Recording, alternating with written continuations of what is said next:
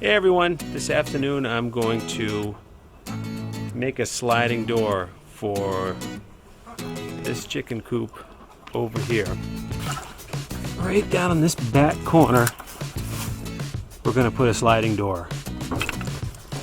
I need to make this somewhat comfortable for me. I love chickens,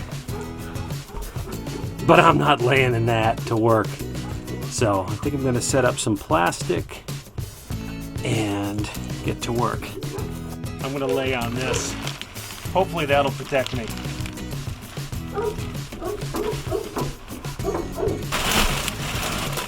See, working on the plastic is a lot easier than laying in all this chicken manure, shavings, straw, and whatever else. So 14.5 light. Just want to build this opening down a little bit. I don't really think we need to cut out the whole thing for these girls. Maybe I'll bring it down to here. Nice scrap 2x4 left over. 14.5 light.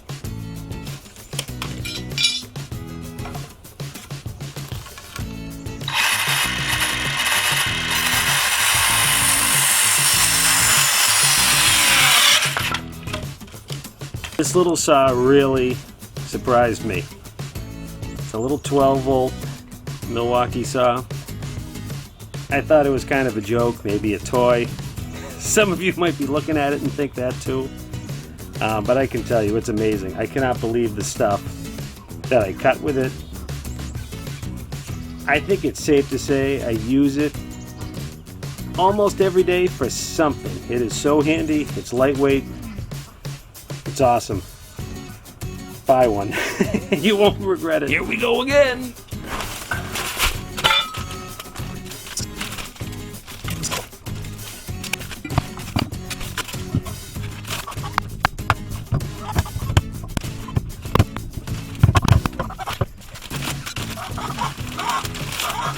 Just using I think it's a 3 1/8 GRK framing screws. My favorite screws. If you've seen my other videos, I use these all the time and I love them. And I was actually pretty pumped to see on another YouTube channel, Essential Craftsman, he was singing the praises of these screws too. Well, I don't think he said specifically GRK, but from the picture you could tell.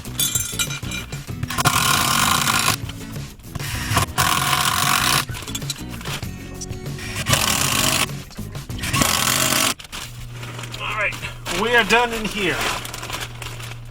I'm gonna make my mark here on the wall where, hopefully you can see that. Yeah, I think it's over in here. I'm gonna make my mark and then start cutting out the hole for the new door. I'm gonna use one of my mini routers.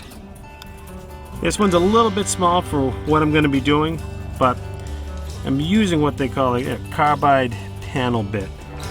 It's not a pretty bit, it's not for fine woodworking, but it's great for cutting out window and door openings, through plywood and such.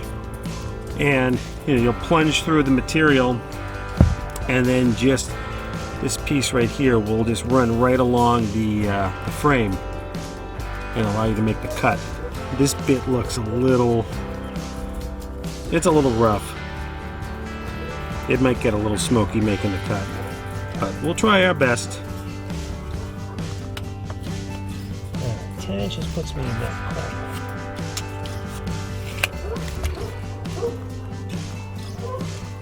And I know my frame, the floor is right down here. I've got a row of nails, so that's floor is up in here. So I'm gonna plunge in right in this area and then just run that right around.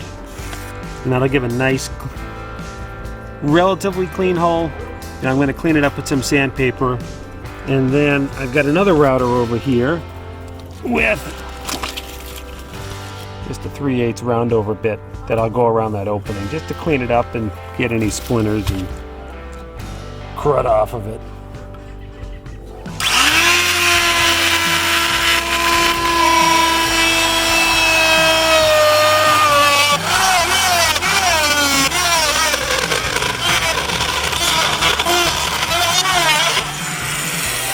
Boy, that's a little rough.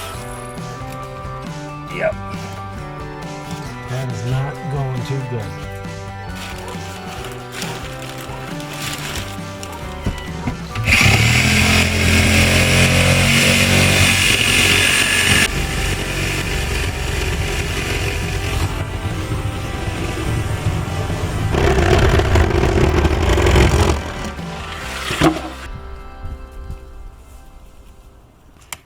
Sawzall to the rescue. So you've got our opening cut. I'm on the outside so I can breathe easier now, because that was dusty. Oh man.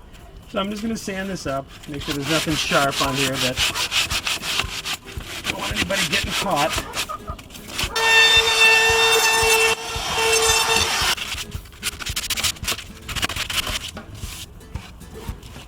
Okay.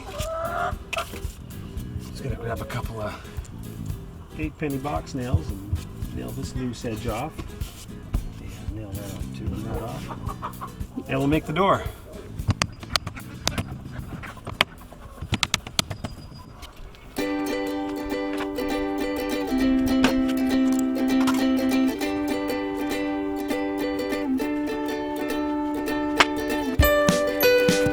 Okay.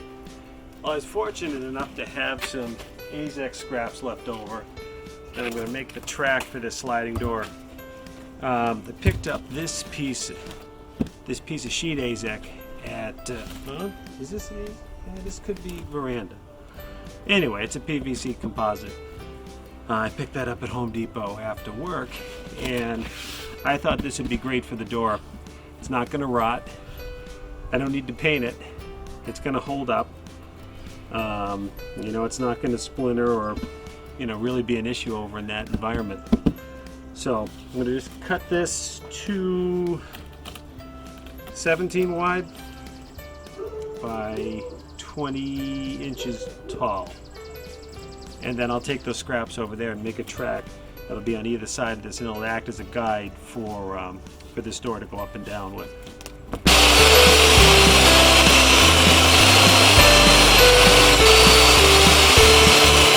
Right there, our door. 17, 20, perfect. So if we got 20, I want this to raise up all the way. I want my track to be at least 40 inches. Let's go 42. I like that number.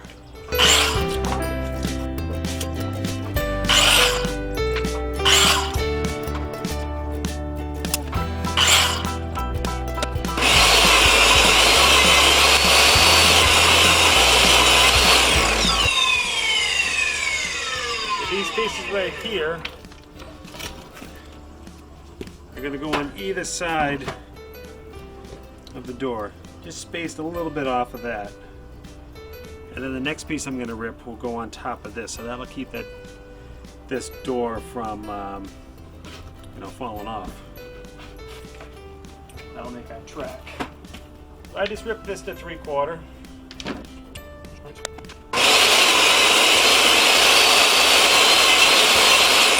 So I ripped this to 1 5/8 inches.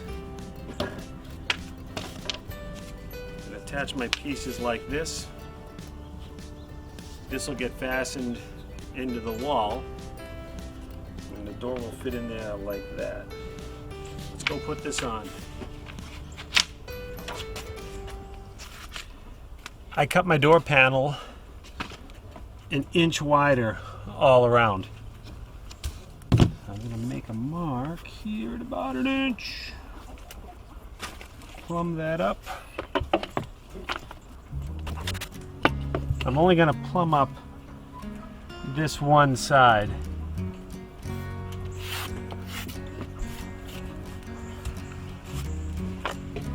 I'm going to set my track on that plumb line. I want to be on this side of it, so I still have my 1 inch overhang. And it was 1 inch below. We'll go half inch. Mark there.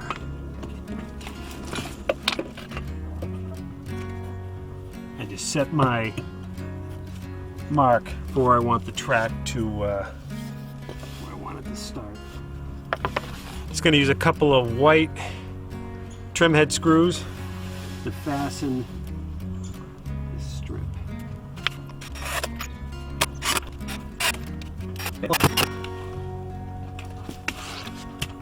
I'm going to use my panel now to set my track. And I want to be just a little bit wider than this panel. You know, I don't want it to be, you know, tight on either side and this door will never open. So just, I want a little bit of play on the maybe 1/8 of an inch. That's it right there.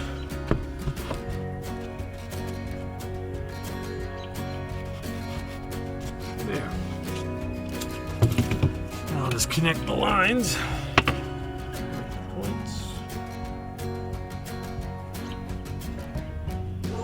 And it's plumb too. That's great. That's awesome.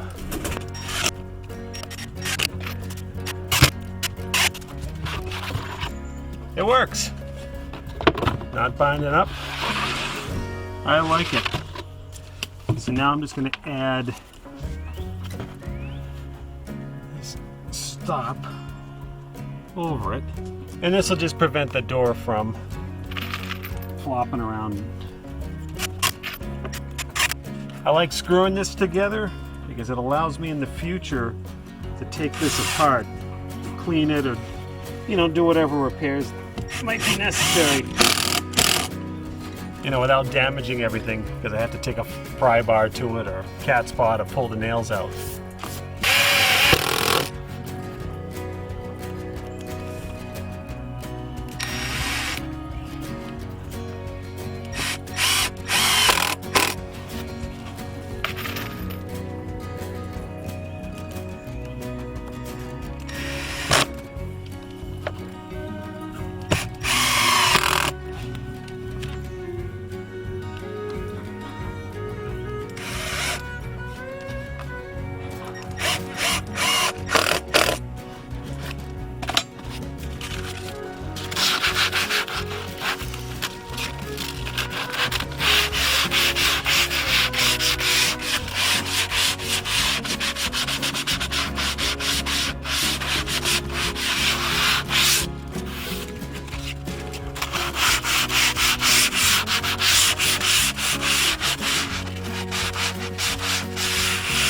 All I'm doing now is just easing this edge over. 2 edges. Yeah, I just don't want any burrs on there that might hold that door up from working easily.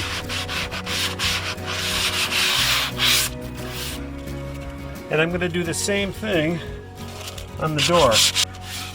Alrighty, here we go. Look at that. Perfect. I love it. So now to be able to open this up without getting zapped by the electric fence, I'm going to put an eye hook up here with some string.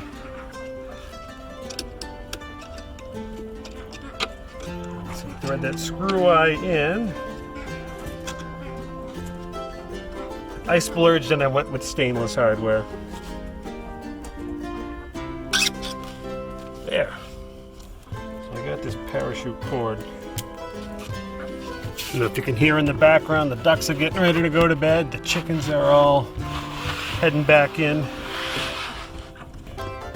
So we've got to attach it somewhere up here, and then that's going to run down like that. And I think it's going to be down there by the water bucket.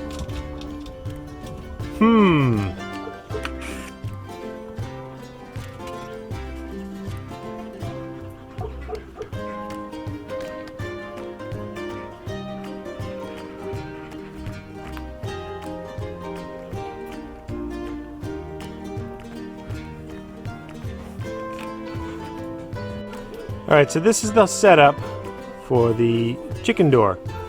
I've got a parachute cord tied to the top of the door, right in the middle, and that goes up and it runs right along the soffit. I added a couple of screw eyes just to kind of act as a guide, and that ends all the way down here at the end.